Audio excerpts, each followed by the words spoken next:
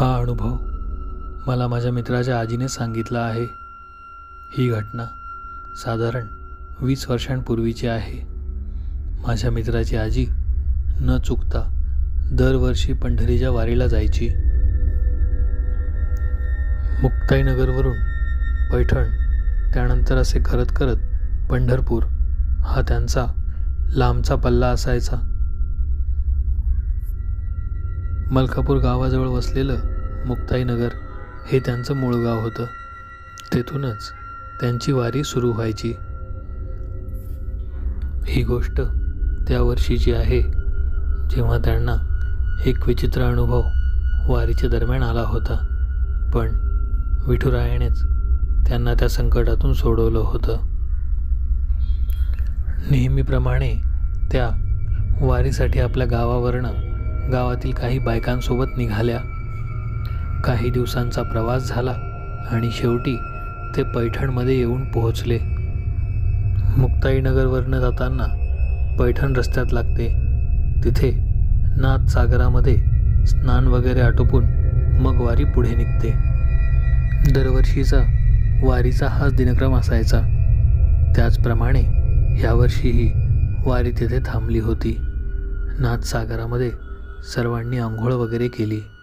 दर्शन वगैरे घेऊन सर्व पुढच्या प्रवासाला लागणार होते. सर्वांनी तेथेच न्याहारी वगैरे केली. शक्यतो वारीसाठी कोणी ना कोणी नाश्त्याची, चहाची व्यवस्था केलेलीच असते. तिथेच माझ्या मित्राच्या आजीनेही चहा नाश्ता घेतला आणि त्यांनी पैठणमधून प्रस्थान केले. जेव्हा त्या निघाल्या तेव्हा त्यांना लक्षात आले की लोक बरेच पुढे निघून जात आहेत. त्या आणि त्यांच्या सोबतच्या 2-3 जणी लगबगीने वारीत सामील झाल्या आणि पुढे चालू लागल्या. काही अंतर पुढे चालल्यावर त्यांना लक्षात आले की त्या बऱ्याच मागे होत्या. आता सायंकाळचे सुमारे 6:30 झाले होते. थोडंसं अंधारायला लागलं होतं. त्या जात असताना त्यांना मागून कोणाचा तरी आवाज आला. कोणीतरी बाई त्यांना थांबण्यासाठी सांगत होती. जेव्हा त्यांनी मागे वळून पाहिलं तेव्हा हिरवी चोळी नेसलेली एक बाई तिथे उभी होती. कपाळावर भला मोठा मळवट आणि हातामध्ये एक परडी. अशी ती बाई तिथे उभी असताना ती त्यांना म्हणू लागली, "अहो 2 मिनटं इकडे येता का? माझ्या पायात काटा मोडलाय, तेवढा काढून देता का? मी पण वारीलाच येते तुमच्यासोबत."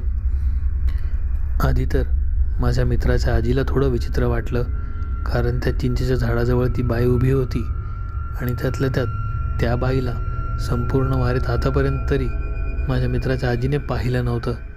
तरीही कोणाची मदत करावी म्हणून माझ्या मित्राची आजी पुढे सरसावली. तिच्या जवळ जाऊन तिच्या पायाकडे ती पाहू लागली. तेव्हा तिच्या पायातनं भडाभडा रक्त वाहत होते. माझ्या मित्राची आजी त्वरित खाली बसली. तिने आपल्या पातळाचा थोडासा पदर फाडला आणि तो तिच्या पायावर बांधू लागली. तेवढ्यात ती बाई म्हणाली, "अहो काटा मोडलाय, तो काटा तरी काढा आधी." तसे माझ्या मित्राच्या आजीने तिच्या पायाकडे व्यवस्थित पाहिले आणि तिला तो काटा दिसला. तिने तो काटा काढला आणि तिच्या पायाला तिच्या पातळीने बांधू लागली.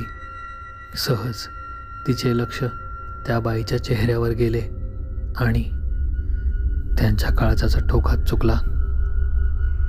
त्यांनी पाहिले, इतक्या वेळापासून शांत उभी असलेली ती बाई, तिचे डोळे पूर्णपणे पांढरे झाले होते आणि ती एका विक्षिप्त नजरेने त्यांच्याकडे बघत होती आणि दात विचकावत होती.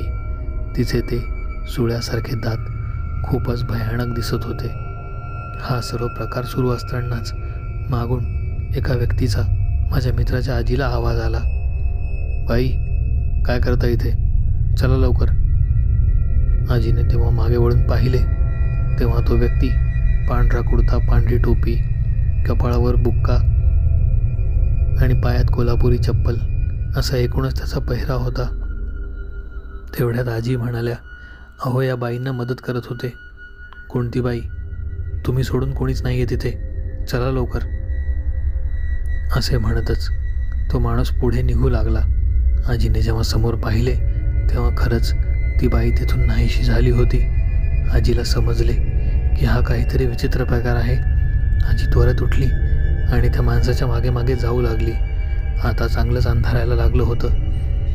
आजी त्या माणसाला वारंवार आवाज देऊ लागली, पण तो एक ना दोन काहीच बोलत नव्हता आणि सरळ पुढे जात होता. त्याच्या मागे तरातरा जात आजी शेवटी आपल्या मैत्रिणींच्या जवळ येऊन पोहोचली, पण तो माणूस अचानक दिसेनासा झाला.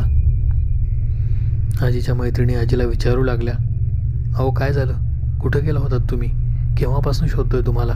त्यावर आजी म्हणाल्या, अगं मागे माझ्यासोबत असा प्रकार घडला. तेवढं तरी बरं हा माणूस आला आणि मी वाचले. त्यावर त्या बायका थक्क होऊन आजीकडे पाहू लागल्या आणि म्हणाल्या, कोणता माणूस, तुम्ही तिकडनं येत आहे तेव्हापासून आम्ही तुम्हाला पाहतोय. तुम्ही एकट्याच कोणाच्या तरी मागं पाळल्यासारखं येत आहेत, तुमच्या पुढे कोणीही नव्हतं. त्यांचे बोलणे ऐकून आजीच्या अंगावर सरकनकाटा आला आणि डोळ्यात पाणी तरळले. आजी म्हणाली, विठ्ठल. विठ्ठलच होता तो. माझा जीव वाचवण्यासाठी आला होता. मला तुमच्यापर्यंत घेऊन आला आणि नंतर मलाही दिसेनासं झाला. आणि तुम्ही म्हणताय की मी कोणाच्याच मागे नव्हते, मी एकटीच येत होते. आजीचे ते बोलणे ऐकून सर्वजणी थक्क झाल्या. ती एक वारी आजीच्या नेहमी स्मरणात राहील. जेव्हा त्यांनी हा अनुभव मला सांगितला होता तेव्हासुद्धा त्यांच्या डोळ्यात पाणी तरळलं होतं. त्यामुळे असे म्हणतात, पंढरीच्या वारीला जाणाऱ्या कोणत्याही व्यक्तीला विठोबा कधीही काही होऊ देत नाही. तो सदैव त्यांच्या पाठीशी असतो. जय हरी. तुम्हाला जर हा अनुभव आवडला असेल तर व्हिडिओला लाईक करा. व्हिडिओ कसा वाटला हे कमेंटमध्ये सांगायला विसरू नका. जर आपण ह्या चॅनलवर पहिल्यांदाच आले असाल तर चॅनल सबस्क्राईब करा आणि बेल आयकॉन दाबा, म्हणजे भविष्यात येणाऱ्या व्हिडिओचे अपडेट तुम्हाला नियमितपणे मिळत राहतील. त्याचबरोबर हा व्हिडिओ आपल्या सर्व मित्रांना शेअर करून चॅनलला जास्तीत जास्त सपोर्ट नक्की करा. धन्यवाद.